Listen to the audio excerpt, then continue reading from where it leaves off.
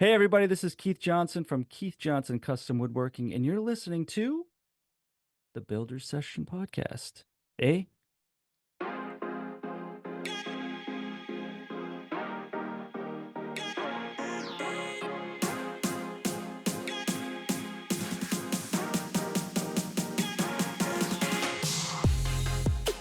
Welcome to the Builder Sessions, a podcast where we chat with your favorite builders. We get to know them, their stories, and hopefully inspire you to get off the couch and build something cool. I'm Hoff. And I'm Rosie. And on this episode, we have Keith Johnson from Keith Johnson Custom Woodworking. We chat about his forced entry into full-time woodworking and content creation and the challenges that came with it. We also talked about the importance of expanding your knowledge of your craft, whether you're a professional or a DIYer. Finally, Keith gives some insight into not comparing your beginning to someone else's middle. All this and more on this episode of the Builder Sessions.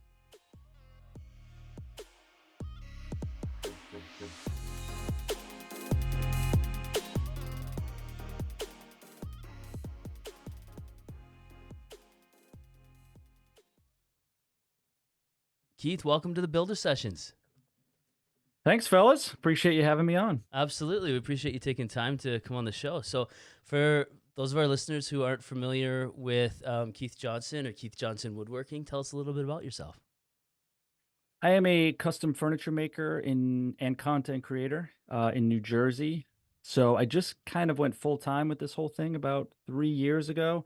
I was actually in corporate America, I guess you could say, in manufacturing for 20 plus years, and then got laid off due to COVID. And luckily I developed a big enough following on social media and aligned myself with a lot of brands that I was able to take this content game full time. So it's a lot of work, but it's been very, very good for me over the last few years. Wow.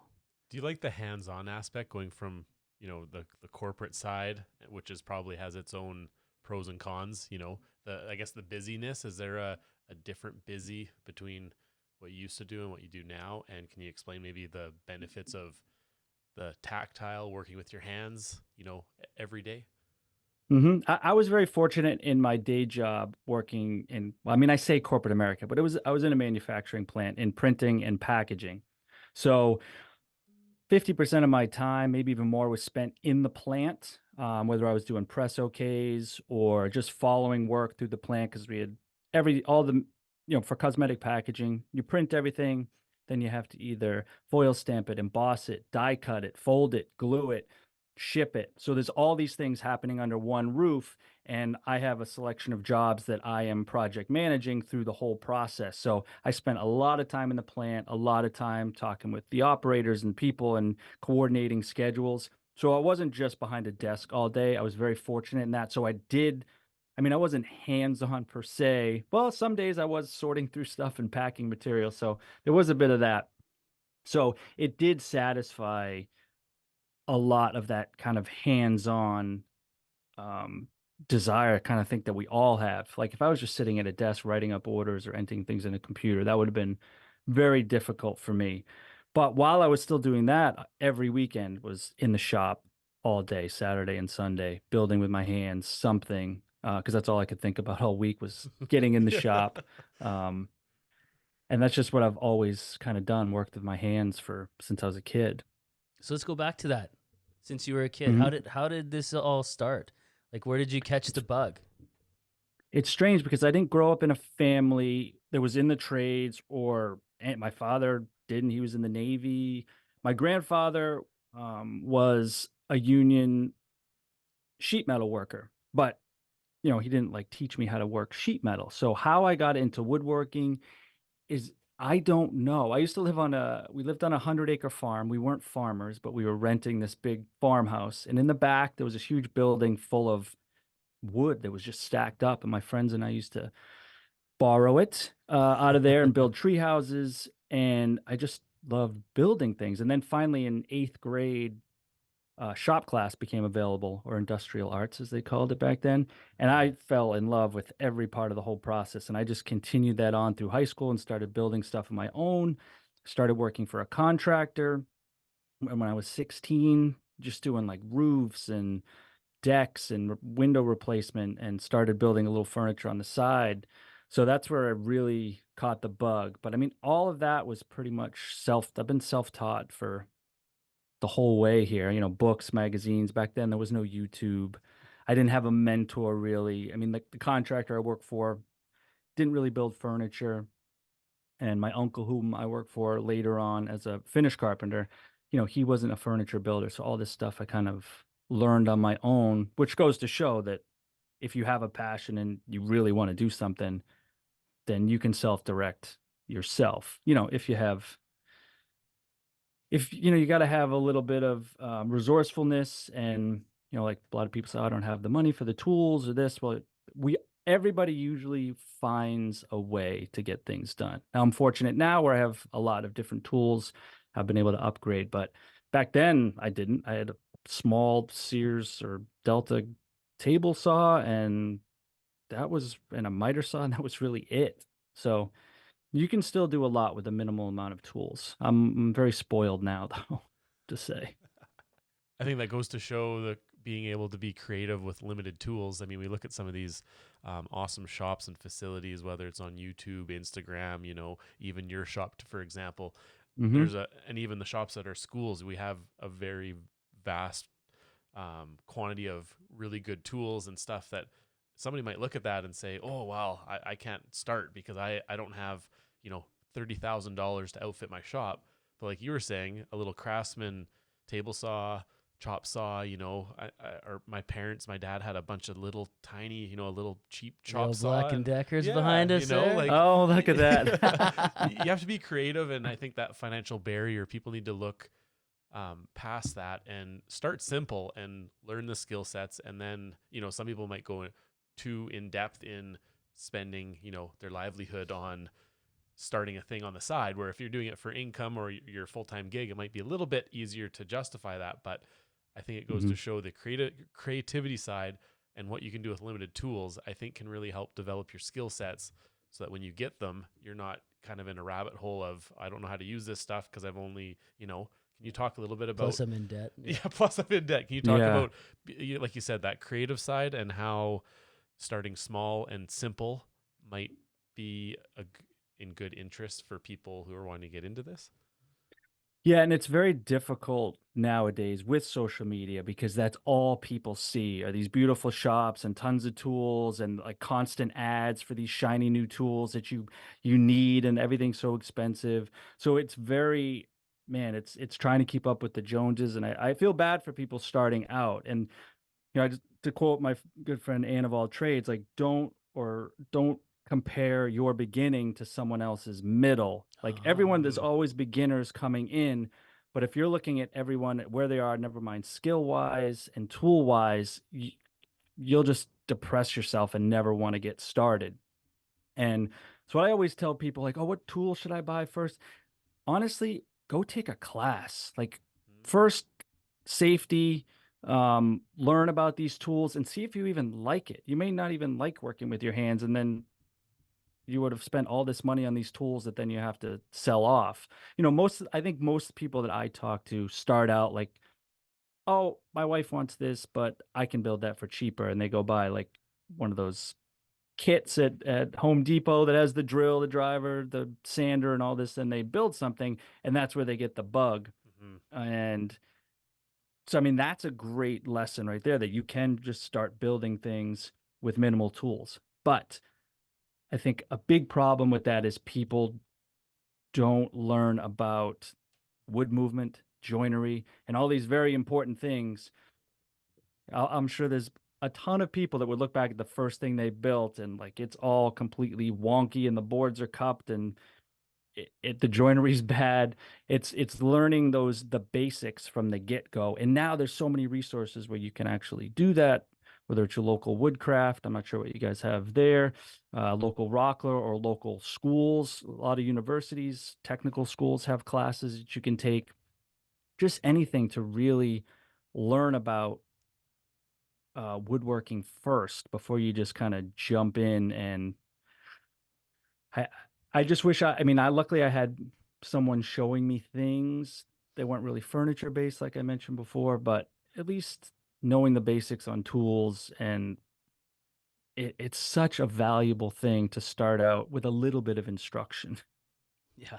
And knowing what's going to happen when, if this, then this, instead of Hmm. just like you mentioned, it could be safety, like obviously knowing how to use the tools and how they're going to react when certain way, or if you put certain pressure here, there, whatever, but also Hmm. like why the material does what it does when you do X, Y, and Z to it, right? I mean, there's probably countless times when I've dabbled a little bit. We had in a previous guest a couple weeks ago. We talked about woodworking versus wood playing, and how there's like being professional or just not even professional, but like a prosumer almost mindset versus just like the hobbyist, I guess.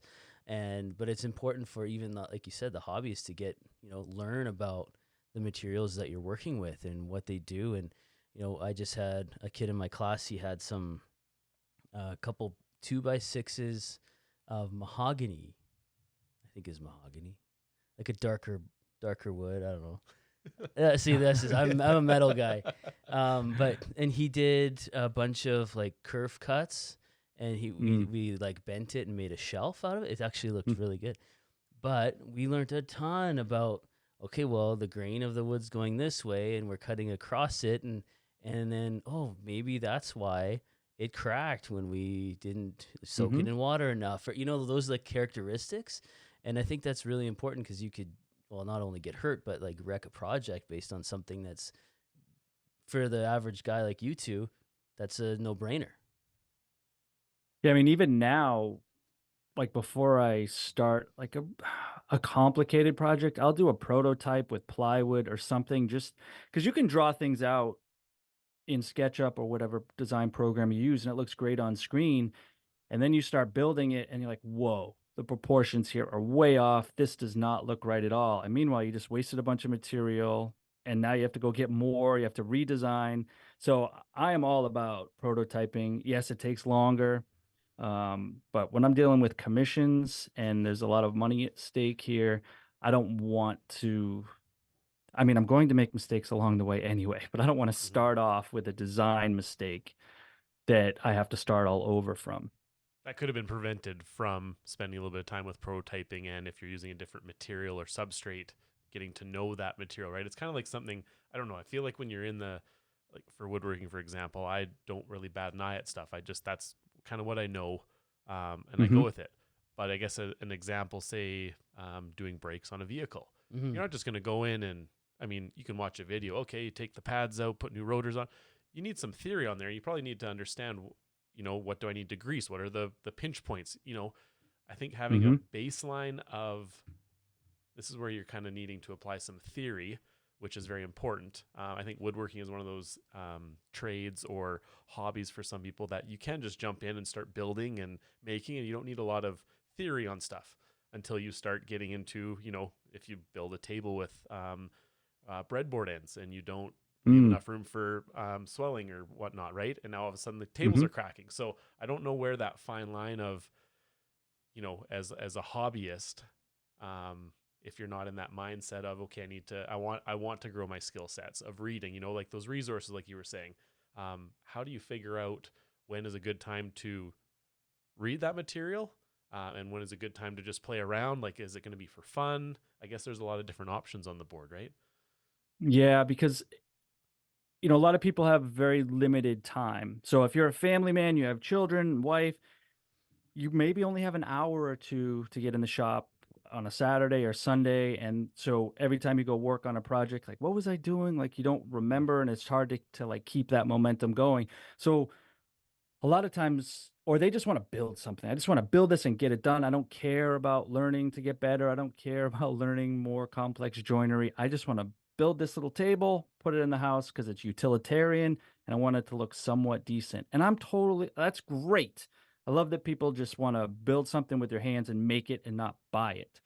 But for those people that want to keep expanding that knowledge and get better with every project, that's where I think some of the classes and instruction can really be helpful. Like I wish I had taken a bunch of classes when I first started. Like, because I can get from A to B, but it's not always necessarily a straight line. A lot of times it's, for you math guys, a big old parabola that I could have that takes weeks to get there. Where someone said, "Well, why don't you just do it this way?" Ugh, I didn't even think of that because I've never been exposed to that method, or I never even thought of it because I only know this one way that I came up with myself. So instruction, talking with people, I mean, again, books, all these things have, there's so much knowledge out there. Now, again, it's people gonna, well, how do I know what's right? And that's the problem with Yeah. YouTube. I mean, I'm on YouTube, so I see plenty of people who don't really know what they're doing necessarily. So I feel bad for beginners who don't know who to trust, because there's a lot of bad information out there.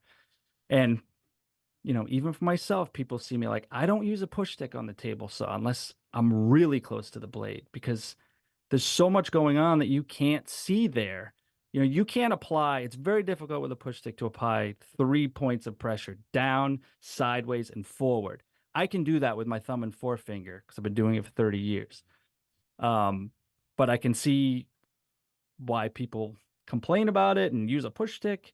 But for me, it's more comfortable without, but also, wearing a mask, all these things that you're not necessarily taught in a book. Um, and sometimes you learn the hard way what kickback is and getting too close to the blade. And why is this wood pinching and I don't have a riving knife and now I'm getting kickback? And so there's a lot of dangerous things. I mean, as instructors, you guys kind of, I that's why I don't really like have any desire to teach beginners because I wouldn't even know where to start with people. Like, I just don't know. Like, you'd have to start with shop safety, I guess. And again, like I don't follow a lot of the rules, so that would be difficult for me. Well, and I think it's different too when you look at it as, for us teachers, obviously the safety thing. I teach my students how to use push sticks. I had some Hmm. two nasty kickbacks because the push stick came away from the fence, cutting a really thin edge banding, 1/4 inch thick. I run it through the push stick, and the riving knife was on one of my older saws. The riving knife is higher than the blade, so my push Oh, stick kind of lifted up and turned, and it cracked and flew up and put a hole in the wall, and then tried it the second time and it hit me in the guts. And things like that you try and figure out, and the students see this. But my dad never used one, my grandpa never used one. I don't mm, use them lots, when I'm doing it, because I feel like you were saying I have more control with my forefinger and thumb, yeah. like, because there's all these pressure points. But if you don't know that and you were just taught Hmm. one way, you also have to kind of adapt to what is comfortable and what works for you based on, you kind of have to take safety with a grain of salt, but you also have to be, if you're in production, and all of a sudden you might have more kickbacks because you're using a push stick because you don't know, Mm. right? It's just, there's so many variables. And yeah, I mean, you can get caught up with bad information online. Who do you follow? What's right? What's wrong? There's so many opinions, and wow, you need to do this and you need to do that. You can go down a rabbit hole. Well, my buddy says this and this Mhm. and this. It's like, oh man, who do I you mean, I've believe? I've become a little bit of a safer, what people would determine, I mean, call a safer woodworker because of YouTube, because I know there were more people watching, and a whole argument is, do I feel a social responsibility to people watching my channel to be as safe as possible? And on one hand, yes, and on the other hand, sometimes I think a lot of these safety things are more dangerous, like leaving the guard over your table saw blade. I can't see what's going on there. Like, I Mm. can't see if the wood is pinching on the blade anymore. Like, why is this all of a sudden I'm getting resistance here? And you can't see that with the guard. And again, I don't want to make this a safety discussion. That's not Yeah. people want to hear, but I do run into that a lot on all platforms, Facebook, Instagram, wherever, where the safety police love to chime in and tell you you're doing something wrong, which I get it. I get it. I do. But it's So a also lot of times I just don't include a lot of things in my videos that show me doing dangerous things. it's the usability side too. I take example, a CNC dust boot. I've got one at the Mm, school. Obviously, takes the dust out, extracts it, which is great. But when it's on, it's kind of it would be like a horsehair material that moves around. I can't see. So is the bit Yeah. going a half inch down in the material, or is it going an eighth like I told it to? And now all of a sudden, just like a blade guard over a table saw or something, you need to be able to see that visual side. And sometimes that stuff interferes. And if you're working on, say, a big walnut panel with a logo, or you're doing a bow tie for a brass inlay, and it's not Mm-hmm. cutting correctly, now all of a sudden you've wrecked that material and back to square one, and you're wasting your time and money too, right? So yeah, Yeah. I think people just have to have an open mind and be okay with, okay, Keith does this way. That works for him. I maybe tried it. It's not for me, but I don't, that argument side, I think people just have to have patience and open minded. And there's more than 10 ways to do one thing. Yeah, and I mean, I can see when people see me doing one thing how it looks dangerous, but they just don't, like they just don't know all the other things that are going on at once with hand pressure. And I'm watching everything, eyes on the blade, eyes on the fence, eyes on the material. You can't convey that in a video to people, so all they see is what they want to see. Yeah. And there's those keyboard warriors, like you said. Like Mm. you can't please I- I- everybody. They're gonna find something wrong. If you're perfect, there's well, it's not how I did it. Yeah, I mean, Okay, everyone's an sweet. expert who's not an expert. Yeah. So I'm a huge fan of the delete and block button. I just don't get hung up in the muck and mire with the trolls, because I've found for my mental health it's just Oh, yeah. not good. Some people love engaging with that, the back and forth, and it's not for me. I just delete it and move on, because I have found that it consumes me. You can have 1,000 wonderful comments, and then it only takes one to completely negate all that. And then you're wrecked for like the week. Yeah. Yeah, Mm-hmm. for sure. Can turn that project around and almost make that whole project potentially like, I just want to get this over so I can get onto something else and get that one comment and experience out of my head Yeah. or out of Right. the shop. Every right? time you look at And- that project, all you think of is Dino Star 74 or whatever the hell his name was. Oh my gosh. Well, I always look at their profile, or especially on Instagram. I mean, YouTube is a little different because not many people, a lot of people have YouTube channels, but on Instagram, you can always look at their page and see what they're doing. And most of the time, it's absolutely nothing. Yeah. Either it's not even woodworking related or anything. So, like, how are you even able to comment on this? So, Yeah. Whatever. yeah. So you talked about being self-taught, but then I want to know, did you take any like supplemental like courses, or did you pursue anything once you went full time? Like, did you take any like maybe not formal or even informal education to kind of sharpen your saw, as it were? I did actually. After I get laid off, before I really started into my business full time, I took a 6-week furniture intensive at Connecticut Valley School of Woodworking, which is run by Bob Van Dyke. And in that program, it's fantastic, by the way. But I would, 75 to 80% of it was review for me. But there's nothing wrong with having a lot of things you think or a lot of stuff that you forget, and having all of that reinforced. And in that program, we had some great people like Mike Pekovich from Fine Woodworking came in, Mike Maselli, who's an upholsterer and finish expert. So we had a bunch of different people come in and teach us different things.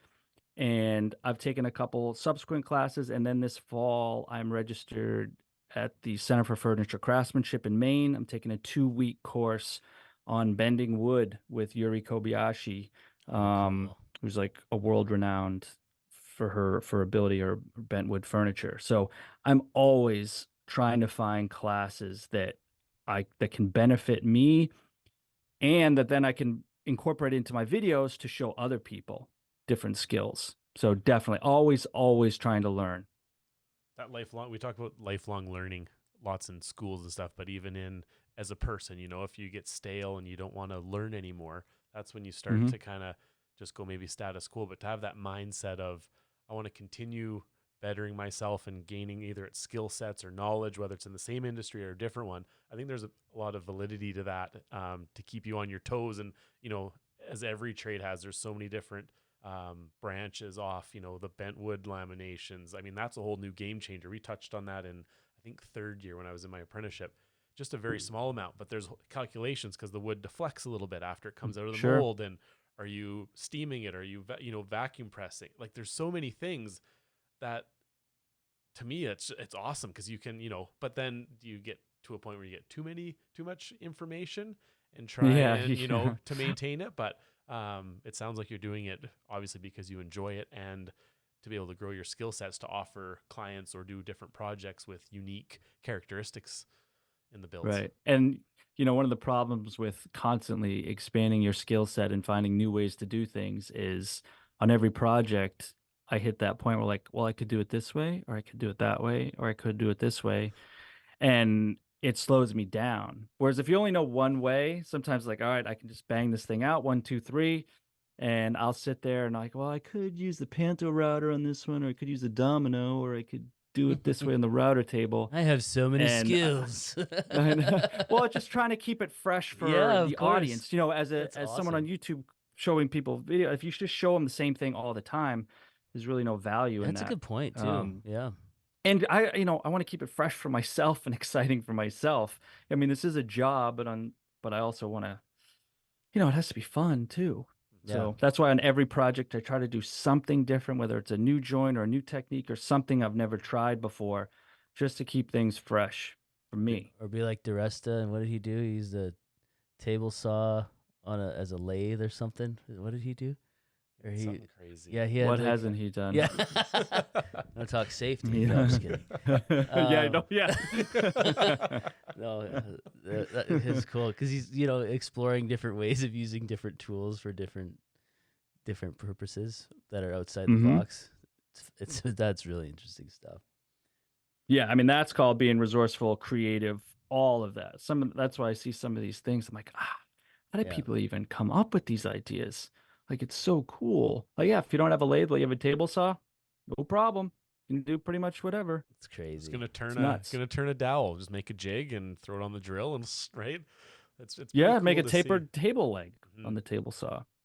Yeah, it's wild. Do you find, you kind of talked about trudging through a lot of bad information and bad techniques on social media or YouTube, these videos. But if we look at maybe the good side of it, there's a lot of people that are excellent at showing real stories or their work where they're, the education side, Bourbon Moth goes through cabinet making, Jimmy DeResta with different things. Has that helped yourself being able to collaborate with people and having access to that information? Whereas, maybe 10, 15 years ago when you didn't have that, it's going to take a lot longer to develop your skill sets. Right. Yeah, collaboration to me is huge. Number one for breaking out of a creative slump. Like, I can't think of any new ideas. Collaborate with someone, which I just finished this 2.5 year long collaboration with my buddy Paul at Copper Pig Woodworking and Derek from Alden on these whiskey cabinets. But when you have other people's ideas combined with yours and you can constantly bounce off of each other, developing new ideas, I kind of liken it to dropping a pebble in a calm lake. As those ripples extend, like each one of those is having a new idea that you just keep expanding on and you play off of each other. And that's I've seen a lot of growth in my own creativity and design because of that. And then also, yeah, I mean, obviously, Bourbon Moth and I are close. We have a podcast, but we've done several collaborations and we work similarly, but we also work very differently. Which is why I love working with him because I remember one time I was like, well, we were cutting these tapered legs for this shuffleboard table. I was like, all right, so if you make a jig, then we can fasten it on here and each one of these legs will be perfect. He's like, why don't we just draw a line and cut it on the miter saw? And I was like, okay, yeah, we can. So 2 minutes later, all of them were done and we moved on to the next thing. So sometimes it just takes the other person you're working with to just hit you upside the back of the head and say, dude, just let's keep it simple here. There's no reason to complicate things. I know you love making jigs, but let's just use the miter saw and move on. Yeah. Was that the solid walnut shuffleboard? Yeah. Yeah, that Yeah. was I watched those videos, and again to see the collaboration and working together. I think lots of times when if it's a one person, whether it's a content channel, you're a woodworker, one person, you can get into creative slumps. You can get maybe status quo, and I'm only going to do these are the ways I do my joinery. Hmm.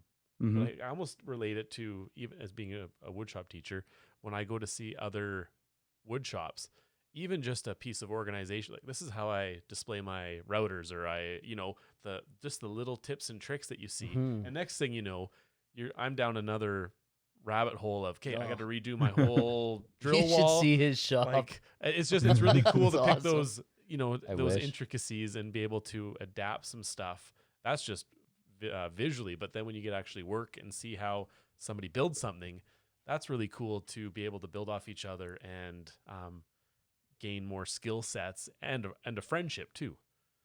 Absolutely. My buddy Kevin from Fine Point Cabinetry, who's a professional cabinet maker. We did this huge 15-foot built-in together last year, 2 years ago. And seeing how, I mean, I've done a ton of built-ins and cabinets, but seeing how professional cabinet maker and his workflow and his process, it was fantastic. You can just like sit back and learn all these little teeny tips and tricks. And, the good thing is, I'm able to keep up because I kind of know what to do. He says, hey, do this, do that. But when you're able to work with someone else, like you just said, where you can pick up how they do things and then you can adapt your own methods if it's something better, and they potentially could learn stuff from you. So it's definitely an equal back and forth, um, when you work with someone else on, especially like on a big project or any project. And it's just fun. Mhm. Yeah. Like it's fun working with other people. I'm in my shop by myself all day long. Besides the two cats, I'm by myself. So I'm on the phone a lot, just calling people and trying to maintain a little bit of mental stability by talking to actual humans during the day. But when you're actually building something with someone, it's amazing how much faster you get things. I know there's two people, but Mhm. I forget, isn't there some statistic that you can get 3 times as much work done with just one more person? But also because when I'm in my shop by myself, I find every single way to distract myself and procrastinate. Whereas if you're working with someone else, it's like, hey, let's team up and get this thing done. So, you don't want to look like the weak link in the project when you're building something. So you kind of keep each other motivated and keep each other going. That's interesting that you talk about that because my first assumption, not assumption, but I'm sure it would be easy for content creators such as yourselves to want to, like, I know there's collaborations for, like you get a lot of views with that and you mix communities and grow your audience. But I'm sure, I don't know if you've run into a lot of people just wanting to keep it to themselves or to, no, I don't want to work with anybody. This is my thing or whatever. But with that as well, what part of, or how much of a part of that does humility play into things too?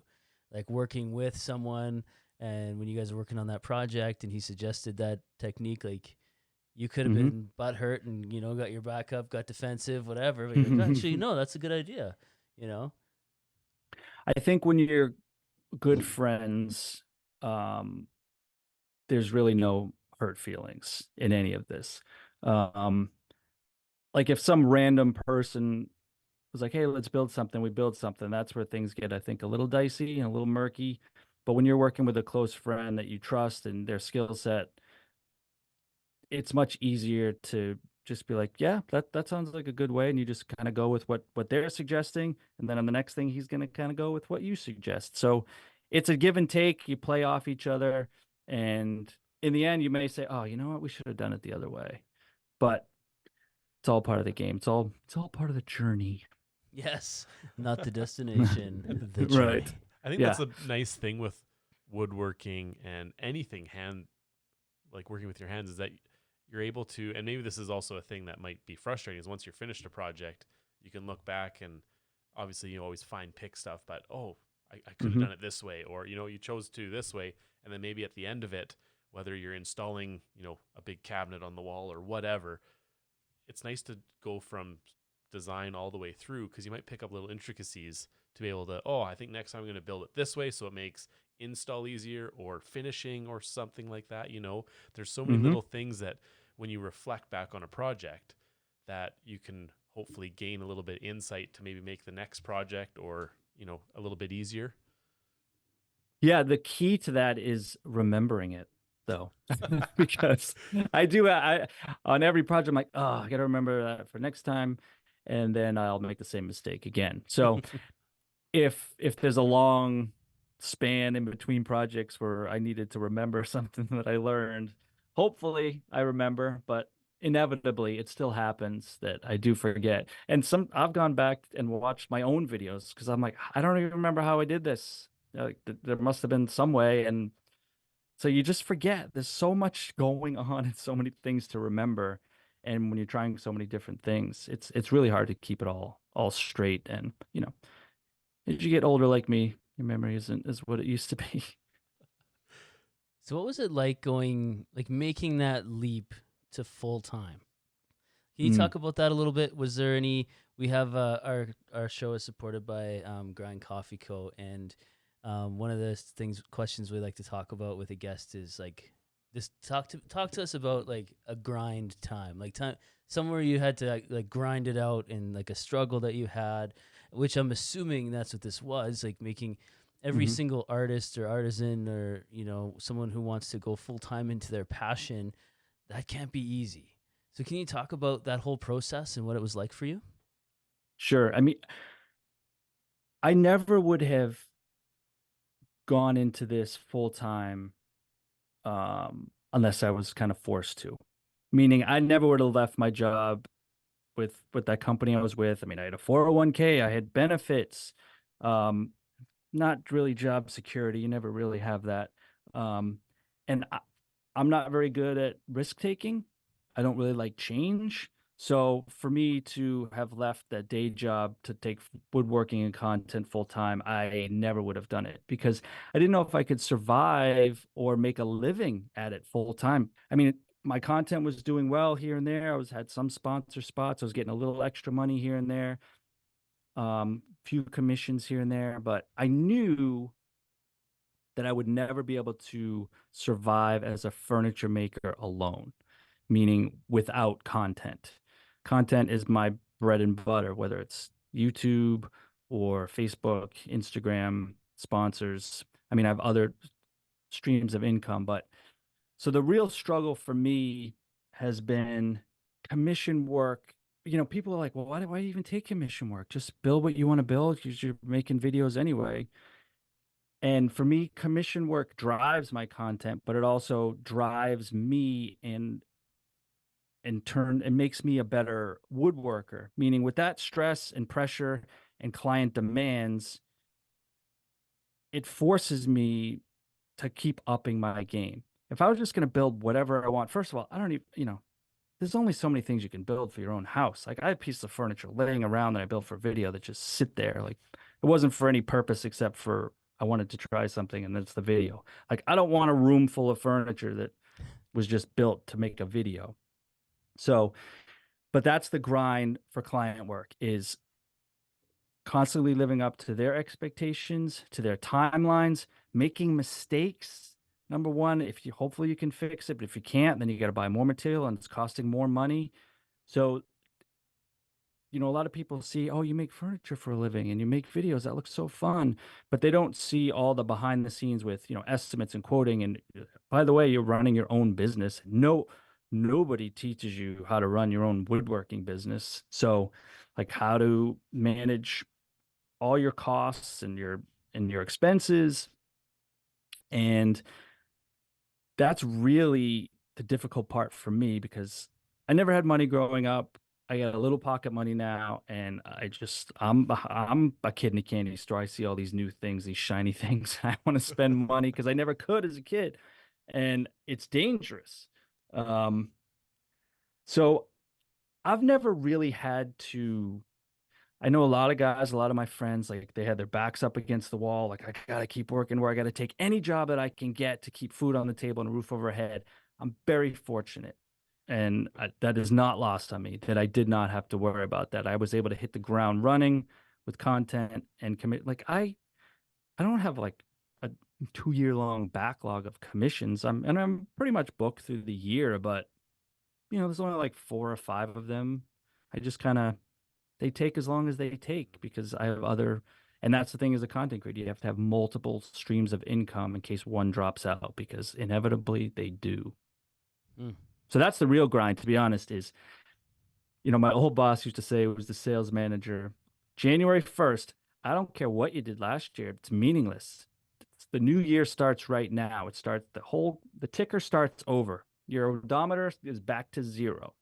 And that's how it is every year No as a pressure, content no creator. pressure at all. Yeah, I know. My video is going to do well. Is this sponsor going to drop out? Are sponsors going to pay for ad spots on YouTube? Is YouTube still going to be here? There's so many unknowns because the climate and the landscape is changing all the time. So that's the real stress, to be honest, is not knowing if all this is still going to be around in a few years. Mhm. Did you have to talk to, like, I don't know, like if you're married, have kids or any of that, but like, was that, obviously that's a big decision for someone in their family too. Like Hmm. was that, like, that probably played a big role in that too. And you have to think of other people and like, oh, that must have just been pretty, well, like you said, you were kind of forced into it. So that was Right. probably made it a lot easier. Had you not been forced into it, that probably would have been a way tougher decision to make. Yeah. And, I don't have children.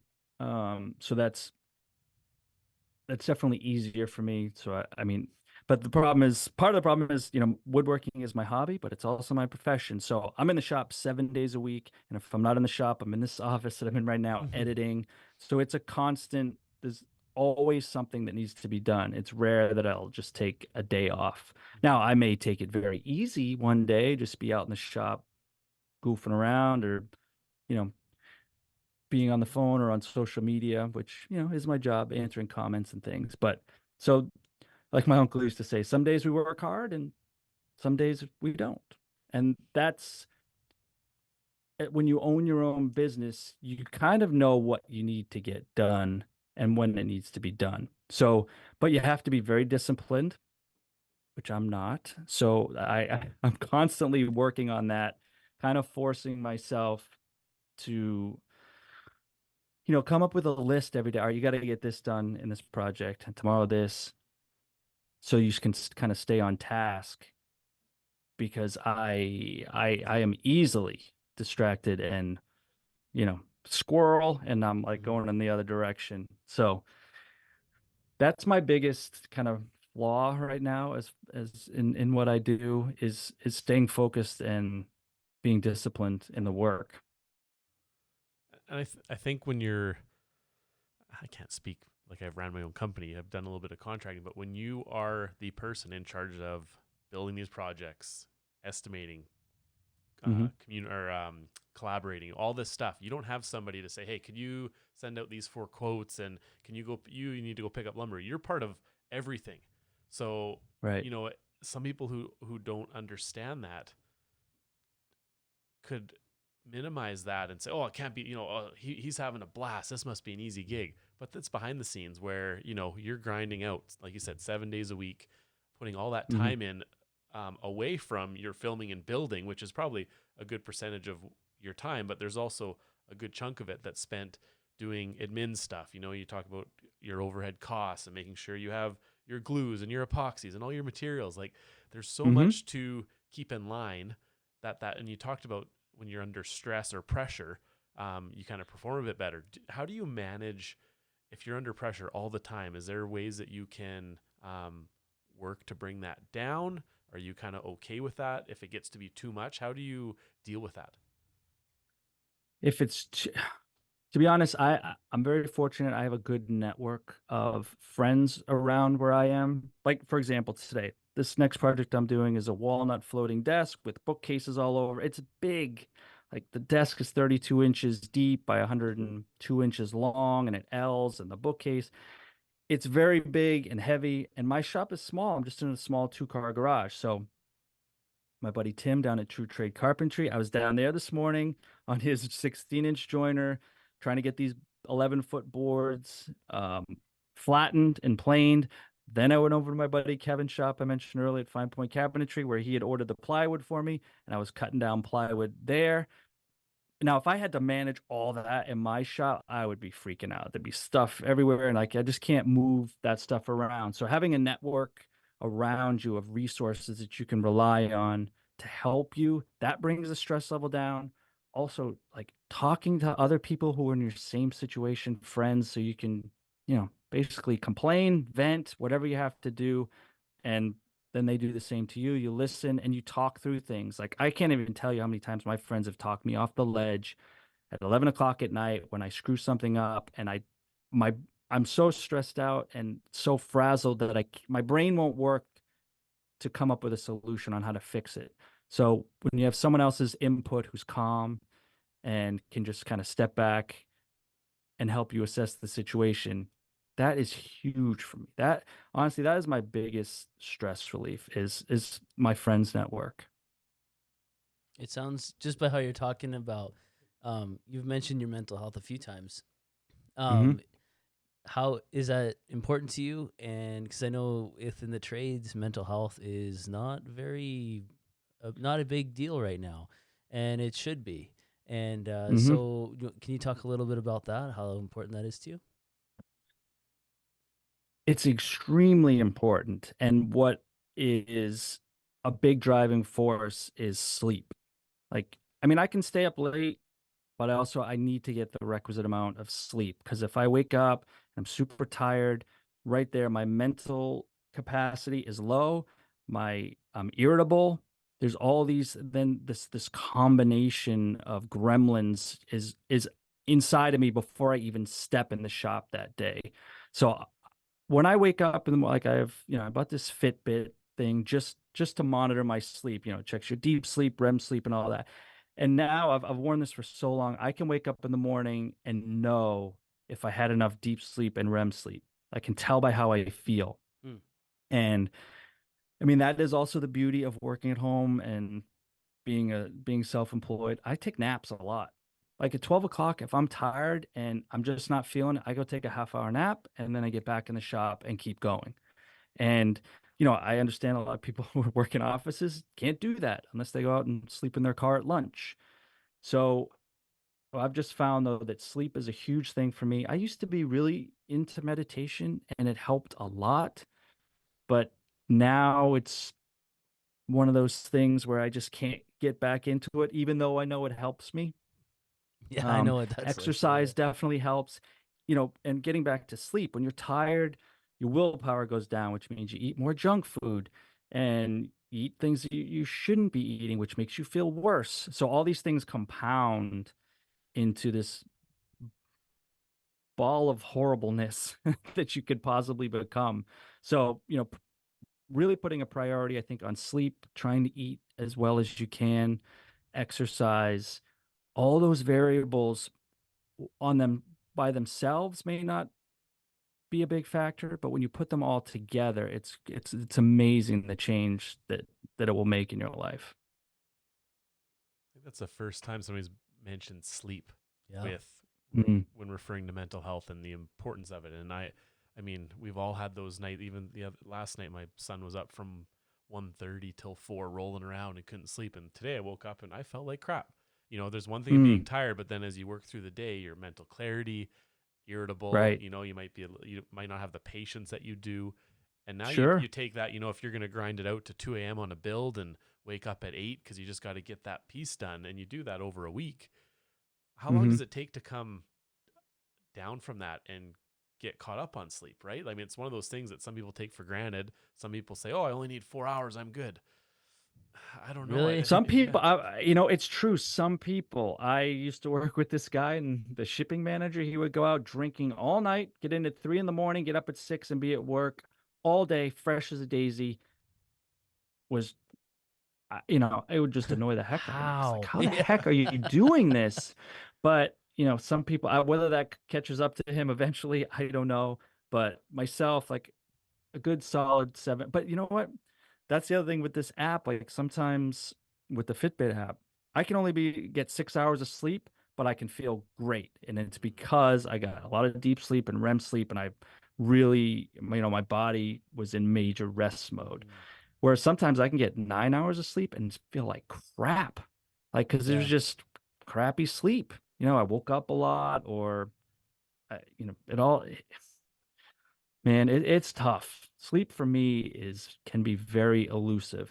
Not that I sit there and stare at the ceiling all night. It's just getting good sleep because I am a light sleeper. Like Do you if have the house changes 1 degree, I'll wake up. Like I'll really? know it. Yeah. Do you have FOMO? Are you a FOMO person? I'm a huge like Uh, fear of missing out. Like I'll be up till I just don't want to miss. I don't know if I'm working on something or I don't know if I'm up late. If I take my me time when the kids are in bed, and then I'm up till like 1 o'clock scrolling through stupid. stories on Instagram. And then I have one eye open and I right, can't miss out. right. It's like, and then I wake I up the next really, morning and I'm just a bag of trash. right. I really only get the FOMO thing like when I go to conferences like Workbench Con Mm. and other events like that, where I don't go there to sleep. I go there to talk and network and hang out. I mean, I don't drink either, so that's a big thing for sleep. Like people think, oh, I drink and I just pass out. Well, passing out is not sleeping. You're getting the worst sleep possible because your body's trying to detoxify itself throughout the night. But on these events, yeah, I'll be one of the last people to bed. 2, 3, 4, 5 in the morning. I don't care. Like I don't want to miss Yeah, anything as far as yeah. that goes. Meaning, the last Workbench Con was in Atlanta. Like I didn't fly all the way down here, spend all this money and flights and hotels to go to bed at 9 o'clock. Like, Yeah. let's go all night. Let's Yeah, talk. Let's yeah, hang. yeah. And it's only 3 days, and then when I get home, then I can pass out.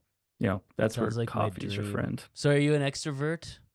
Would you call yourself an extrovert? I think I'm a mix. Yeah. A lot of times I just like to sit back and listen. Um, but sometimes I do like to be definitely in the conversation or lead the conversation. It all depends, like whether you're vibing with somebody and I'm not meaning like at a bar with a No, girl or something. It's yeah, yeah. like in a group of people, that you're really comfortable with, then yeah, I'm totally an A type personality. But if it's people that yeah, this isn't really my crowd, I'll just sit back and kind of and listen. It's really situational whether I'm introverted or extroverted. And you probably take that time when you are able to go to a conference working solo for the majority of your time to be able to go and have a, quotation getaway and be able to Mhm. hang out with like-minded people. Do you feel Hmm. like that fills your cup up when you come back from a conference like that? Oh yeah, and like I said, I have a large network of people that I talk to all the time. But it's messages, DMs, phone calls here and there. But when you go to these conferences and you can talk to 100 different people, really in-depth conversations, 15, 20, 30, and see what they're doing that you're not doing, and then they can see what you're doing and they're not doing. You come back and it's a little, your brain's like, what just happened? Like I need to take notes. Like I've still my notes from Workbench Con on things that I want to work on or that I need to do or look up. And so you come back with so much information and invigorated and revitalized and ready to go. So yeah, if you're ever in some kind of a slump, uh, yeah, I mean, Workbench Con, for those of you who don't know, it's for creators, but it's really on how to monetize your content. That's kind of what the basis of the whole conference is. But you're able to meet with so many other like-minded people and see how they're running their businesses, since we're all running businesses. And there's so much valuable information there that you can't just find online. Mhm. So Well, highly recommend. everybody has a common goal, right? And there's different Hmm. ways to get to that goal, and it's nice to be able to collaborate and share ideas. And this is what I do and works for me, and you're able to go back and try it. It didn't work, and kind of building that skill set, not just with regards to equipment and tools, but the business side of things. Like you were saying, running a business, unless you go to business school and get and have a lot of experience, you get thrown into it, and are you bringing a Ziploc or a grocery bag full of receipts to the account, or do you have your Excel sheet? Like there's different ways to run it, and just to be able to spit ideas out with like-minded people with a common goal, I think is really important too. And that's what's so great about the woodworking and the maker community is everybody is so willing to share um, their experiences and what's working and what isn't. Whereas I think, the trades in the old days where they kept everything secret. Yeah. Nobody wanted to share anything because they didn't want anyone to take their job. And which I get to a point. But now it's like, rising tides raise all ships in these. And we all just want to be better, I think. Like we're all just it's such a like-minded community. It's a fantastic thing to be a part of. Really cool to see it on the social media side of the growth of, you know, the maker movement, content creators, and the willingness to share information. Because that, like you were saying, you know, I remember I worked with doing a bunch of cabinet installs. You know, we see the sub trades, and I remember this Tyler. He must have been, I think he was 77 or 78, and he was just he worked solo. I think this was about my six. I did it for 6 years, and every probably fourth or fifth kitchen install, this old guy would be at the house tiling, and he would just have his own ways. And you kind of talk to him, and sometimes, you know, you're having lunch or you ask a question, oh, why are you doing that? And he wouldn't give you anything. You know, he's working, Mm, I'm busy, I got to get this done to get on to the next one. And that like that generation thing of my time is for me to do this. It's not to talk to you or share information. Whereas now I think, you know, that movement into here's information, do with what you want, you know, tailor it, like you're saying, tailor it to how you work and try things out. I think that because if it stays with that old generation, it's a lot of lost information that nobody will ever right. have. And how do we pass that on to the next generation, you know? Mm-hmm. That's Yeah. very true. Yeah. Have you had any people like that you? I know you mentioned you didn't really have a ton of mentors or anything like that, but do you have like now a couple people within your group that are, you know, a lot older than you that you're like, oh, I gotta ask this person, you know, what they did back in the day, or any you know, any, because I have a couple people like that in my life. It's like they have more experience in the tip of their pinky finger than I'll ever have in my life, you know. I don't know if it's necessarily like older people, but there's definitely I have a few ride or dies that I definitely look to for guidance on like on things that I don't know how. Like I'm not very good at the hand tool side of things. I'm okay. I keep trying to get better. So you try to align yourself with people who have different skill sets than you that you can learn from, and then they can learn from you. So there's definitely a lot of that happens for me right now. And but yeah, as far as like the old guard and and learning, I don't have anyone to kind of turn to for that, I don't think. That's all right. But speaking of community, can we talk a little bit about the podcast? Sure. How did that start? Shop Sounds, right? Yeah. Chop Sounds is a podcast with myself and Jason Hibbs of Bourbon Moth Woodworking. It actually started, I don't know how many years ago.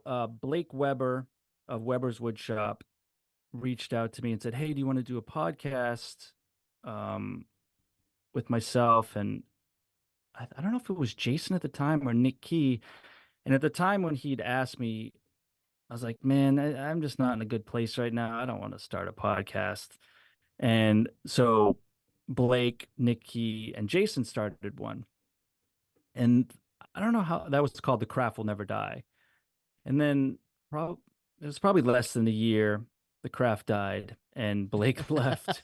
And then they asked me to come on. And at that time, I was like, yeah, this sounds great. And then about a year ago, Nick left. It was just getting to be a bit too much for him. So now it's just Jason and I. We have guests here and there, but to be honest, we're just a little too lazy sometimes to like schedule guests. And, I mean, you guys are running a guest-based show, so like you got to make sure everyone has a nice mic and headphone. Because we've had guests on that are doing from their Apple AirPods and super echoey room, and it's horrible production. Yeah. So like you really want to have people on, and like we're not an interview show. Like if we're gonna bring you on, we're just gonna talk. Like that's Mm-hmm. Jason and I's whole formula.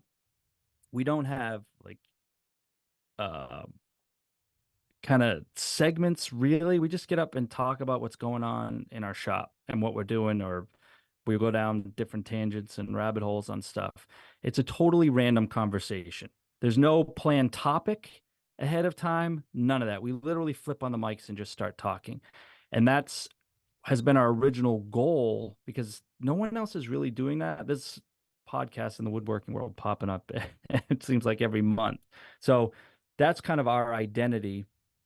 is it's just a hang. We want it to be just a hang in you're listening to us in your workshop like you were just talking to us and hanging. And we're very fortunate. We have a great Patreon following and we have a couple sponsors. So, it's well worth our while to continue the podcast. We still love it. We enjoy it greatly. We enjoy each other's company. And we do have a few guests that we want to have on, but again, it's always like I'm editing the podcast now. I'm like, oh, I don't want to edit a third mic. It becomes, Yeah. there's so much other stuff going on that I don't need something else on my plate. And as much as we try to hand off the editing to someone else, something always happens. And it's just, we just keep it in-house for right now and keep it as simple as possible. Do you look forward to that when you're having a rough day and you're going to be on the, you're going to be you're going to be chatting with Jason? Is that something that, again, kind of common theme, I guess? Does it fill your bucket up? Does it bring your stress levels down to be able to chat with a good friend and just BS and, not have something scripted or, okay, we got to keep it to this topic, just kind of let it go and have a conversation like you're out, having a drink or hanging out somewhere?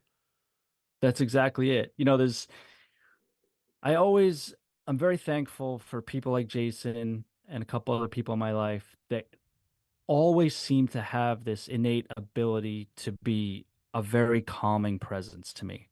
Meaning I could be so worked up about something and angry at this, and just them all of a sudden being in my presence brings me down a level. Just like they just have this way or this air about them. And Jason's one of those guys because he can find humor in anything, which I typically can, but I go on rants on the podcast because things annoy me, things that I do, by the way, or tools or whatever the case may be. But Jason is he's such a level-headed, even-tempered guy. I don't think I've known him for years. I've never seen him angry, and I envy that. So when I'm around him, he makes me a better person, to be quite honest. Like he brings my stress level down, brings my anger level down, and I just enjoy his company. So it's a rare thing, I think, when you can find people like that. And he's definitely a phone a friend for me. If I'm having a problem with something or need to be talked off a ledge, then he's definitely on the list, That's cool. on the speed dial. So there's some advice for somebody. Make sure you surround yourself with somebody that can bring you down, right? And be able to have those conversations and bring you from that chaos down into like maybe controlled chaos, right? Yeah. Well, because I'm excited. It's a personality flaw. I do have a short fuse a lot of times on things, and I hate that about myself. But sometimes I just can't control it. But when you're around people like Jason, it just never even comes up. Like you just never even get angry. It just turns into a funny kind of angry because just his personality and how he handles things and looks at things. So it's very helpful to have those people in your life. Like if you're around a bunch of angry people all the time, and like, that's just a toxic environment to be in. Oh yeah, they say you're the average of the 5 people you spend the most time with. Oh wow. So there I'm it is. screwed. Yeah. I spend the most time with my 2 cats. So I spend the most time if with. I start licking my hands, cleaning myself, then Yeah. I don't know how do you get your legs so far up like that? no, I got serious flexibility issues. Thank goodness. Yeah. So speaking of advice, Keith, for somebody that's wanting to get into furniture making, what advice do you have for them? I mean, my first one is don't plan on relying on furniture as your main source, like as a business. I know, I honestly, I can't think of anybody I know, maybe a couple that make a living strictly on building furniture. Only because you have to bang out so many pieces, like constantly be banging out a piece of furniture, like even dining tables, like you go, it's such a constant turnover and it just never stops. Like for me, at least, I can take breaks in between projects because I'm editing and I can think a little bit about the next project. But if you're constantly relying on furniture making, like and by yourself, every project is constantly overlapping the next and leading and leading. I have friends that are trying to make a go of doing running their own business, and it's very difficult because, as we talked about before, you're running in 10 different directions, trying to do the quoting side and the business side and picking up materials and managing all that and managing timelines, managing clients and emails. It's difficult. Like, even look at a lot of well-renowned furniture makers that you see in fine woodworking, like Christian Bexford, who's a shaker expert. Like, he's writing articles, he's classes. Like, people have realized that, you know what, I need passive streams of income, whether you're selling plans or other things. It's so hard to just get in the shop and just build furniture all day long and make. It depends where you live. Now, I live in New Jersey.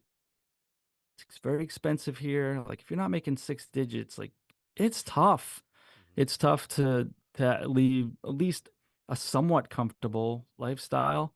So, if you live in the Midwest or someplace where the cost of living is much lower, yeah, maybe you can. Maybe it's easier. Um, but the biggest advice I guess I can say is, like we talked about at the beginning, if you want to get into woodworking or whatever, take some classes, learn from other people, try to find a mentor if you can. Um, and just learn as much as you can and that's the problem we're talking about before. Is like, they don't teach you how to run a business. Like, yeah, you can take accounting, and like, unless you have your MBA, which I certainly don't. Like, I didn't learn how to run a business. It's like, oh, you got to worry about, wait, what taxes? Wait, how much do I have to get taken out? And wait, this is a write-off and that isn't. Oh, I can write off my gas and my mileage. And so, learning, like, get a good accountant. That's the other thing. Get a good accountant who can tell you how to run your business behind the scenes. Because that is super important. Like, you don't realize how many things you can actually write off as a business expense, and so that way you can be, like, more profitable and you're not going to owe the government as much money. So you need to kind of know a lot of tips and tricks on that stuff in order to keep as much money as possible, because it's certainly not flowing in when you're just building furniture, at least from what I can see. Mhm. So good I can account. tell you this: 30% of my business is commission, 70% is content. Oh wow. And the Yeah, podcast yeah, sponsorships, yeah, they yeah, all based around Yeah, yeah. content yeah. itself. Yeah. Wow. So good accountant, diversify, Mhm. and Mhm. continually learn. Yes, Love it. Love it. Awesome. nailed it. So if somebody's wanting to get it, whether furniture making, woodworking, what are some technical skill sets that would be good to develop um, upon entering this industry? Um, like, I think we talked about before, as far as taking class, like, if you want to build furniture, like, you got to learn about wood movement, joinery. I mean, I can tell you right now, like, I built these shelves in my office here. All right, they're quarter round walnut shelves with a copper banding that was inlaid into them, solid copper. Love them, they're great. Well, that was about 3 months ago. The shelves themselves have shrunk and the copper has not. So, the copper was epoxied in. So on the ends, it's still there, and in the middle, it's buckled way out. Like, that one's like an eighth of an inch. So that's a lot. That's just such a lesson that people don't learn. Is that wood moves, like, so much more than you think it's going to. This desk that I'm sitting at, built this again like a year ago, and I painted it after. The desktop sits back an eighth of an inch now of that paint line. Hmm. Yeah. And even the apron sits an eighth of an inch back, which means the whole frame that this thing is sitting on shrunk backwards. So, Wow. you know, I don't want to mention any names, but, like, a lot of these beginner woodworking people, bloggers, that, yeah, you can build this, buy my plans for $10, you can build, and they're using pocket holes to Mhm.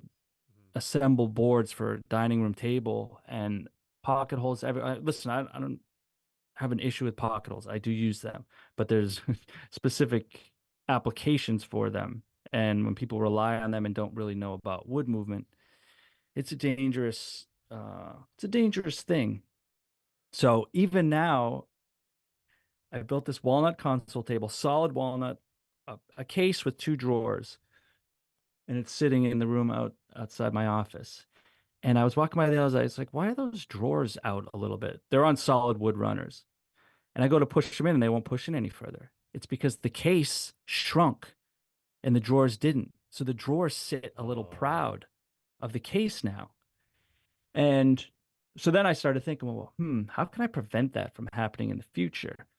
And I would probably set the stop blocks back a little further and maybe uh, put a couple screws in there, almost like a micro adjust. Mhm. So they would set them perfectly. And then as that wood or whatever moves and expands, I can go back and just turn those screws a little bit, which will allow those drawers to go back. But man, and then sometimes it doesn't move at all. Like, wait, I expected this to move and it didn't. Um, I don't know if that answered your question. Yeah. No, no. Sometimes I Yeah. go off on Now, tangents. now, speaking of the wood movement, we talk about moisture content. Does that have a lot to Mm. deal with it when somebody, say you go buy plans online to build a table for $25 and here's the cut list. They go out, get the lumber. It's soaking wet. It's come in from, I'm not sure what's the climate like where you're at. Is it wet, dry? It's humid. Yeah, it's It's humid in the humid. summers, dry in the winters. But yeah, So, you get some wet material and you start building with it right away. That obviously plays into wood movement because as it dries, it's going to want to shrink, right? So, I mean, there's so many variables. Um, it's and that's where the beginner woodworkers can also struggle. Is like, oh, you can just go buy 2x4s at Home Depot. It's cheap, and you can make this table. Yes, but a lot of time, Home Depot is the lowest of the low. Like, meaning after every lumberyard and everybody else has picked through the supply, that's what then they get it. So it's often, yes, very wet. Obviously, it's you can look at the growth rings and see that they grew this tree in about 3 days because they're like an inch apart. mhm. So there's so much tension and moisture and everything else in there. And if you just buy that and slap it together, yeah, you'll wonder why the thing potato chipped in a week. So moisture content is big. I have a moisture meter that I try to keep my stuff like around 6 to 8% moisture content before I start building. And typically the furniture I build, like my shop is climate controlled, my house is climate controlled, obviously. So it's going from a climate controlled environment into someone's house, which is usually climate controlled. So it's not like I'm building a piece of furniture and then it's sitting outside. But as you go through heating and cooling seasons every single year, stuff just moves. Wood is, even though it's cut down, it is still a living organism. It still um, soaks up moisture, releases moisture, just goes back and forth. And I've seen stuff where it stuff shrunk so badly that every joint cracked. And then you look at where it was. Oh, I had it sitting next to the fireplace. So it was just constantly drying out so much in the winter that it would just like buckle. So learning about wood movement, how to do your joinery to account for that, it's not easy because sometimes you're like, oh, this should be fine, but you didn't allow enough. And sometimes those lessons are learned the hard way, and you can still do everything right, and it'll come back and bite you. And there's formulas not just to calculate yeah, wood movement. I remember learning it in school, taking the moisture content, and I can't remember it.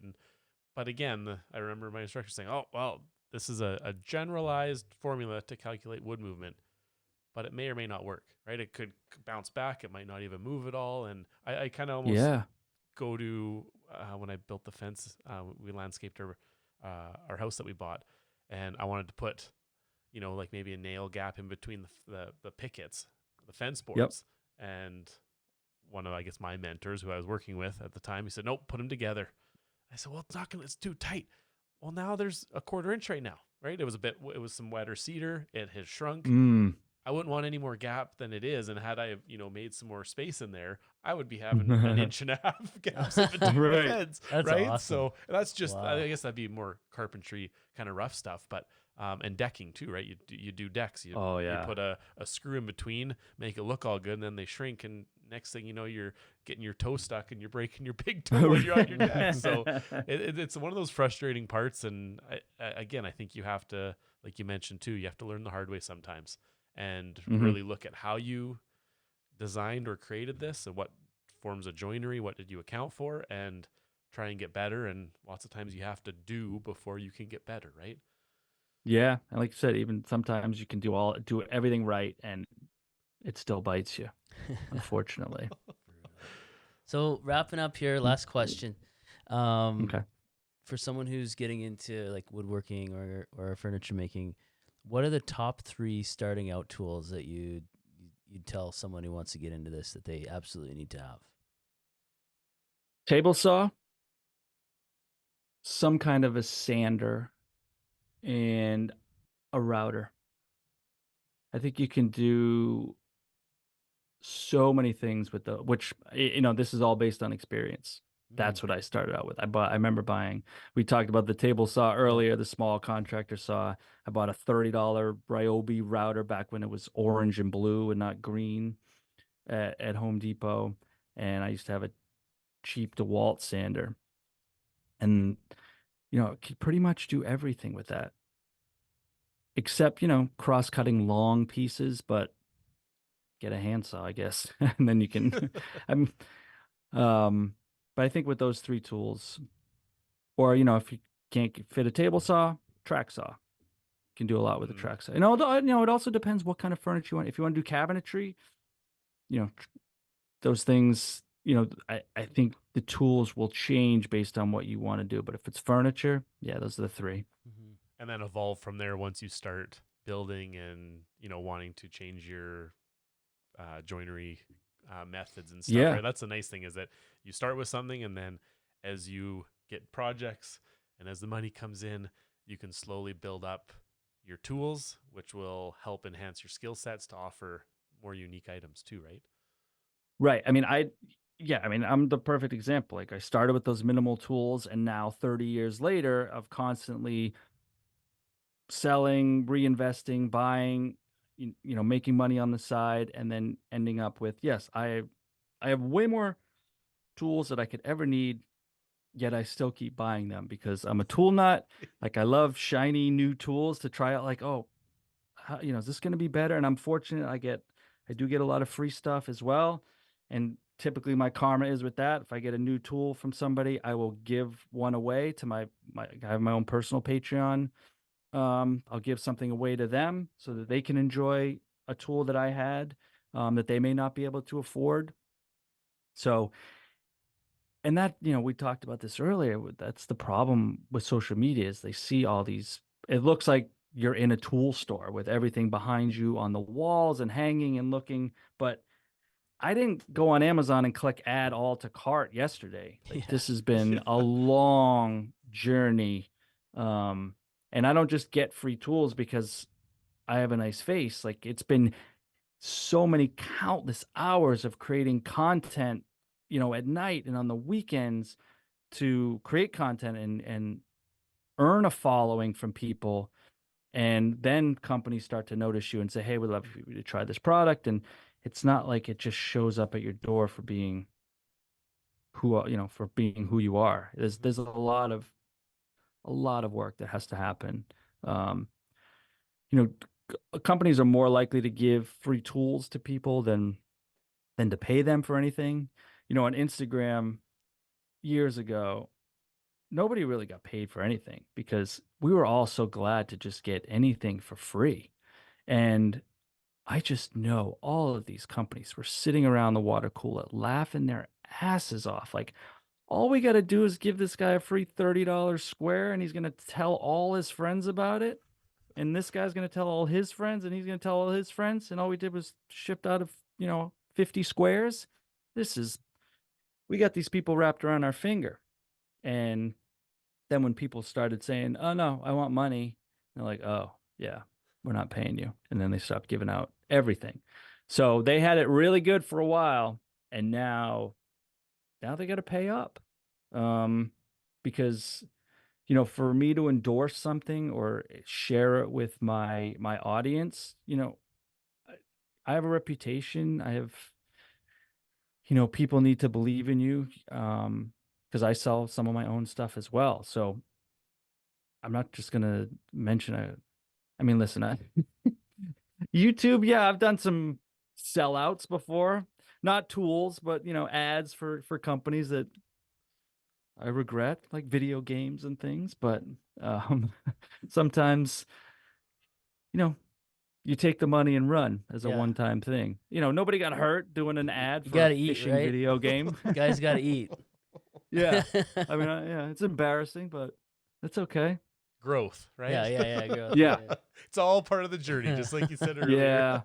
Yeah, we all sell out once in a while. Yeah. It's part of the game. Sometimes the money's just too good. But as long as you don't compromise like morals, really. Yeah. Um, As long as you have some of those. yeah. Some scruples. Yeah, exactly. Well, Keith, this has been awesome. I just thank you so much for taking some time out of your busy schedule to come on the show. As we wrap up here, where can people find you, and is there anything that you want to promote? I mean, Instagram, KJ Sawdust. I'm on Facebook as well, Keith Johnson Custom Woodworking. YouTube is really where is where all my long form content is, and that's Keith Johnson Custom Woodworking. I'm on TikTok too, KJ Sawdust. And the podcast I mentioned, the Shop Sounds podcast with Jason Hibbs of Bourbon Moth Woodworking. And yeah, I'm also a lamello dealer, if you've ever heard of that tool. So if you're in need of a lamello, reach out. I'll get you some pricing. Sweet. All right. So thanks again, Keith, for coming on. We really appreciate your time once again. For all the social media links and everything that Keith mentioned, they'll be in the show notes of the episode. Keith, it has been awesome. Thank you so much. No, I appreciate it. Thanks for all the insightful questions and the conversation. This is great. And everyone else, thank you for listening. Appreciate your time. Appreciate you putting your earbuds in your ear holes and listen to us two donkeys with our awesome guests talk about things we don't know about. And thanks, Hoff. Thanks, Rosie. And we'll catch everybody in the next one.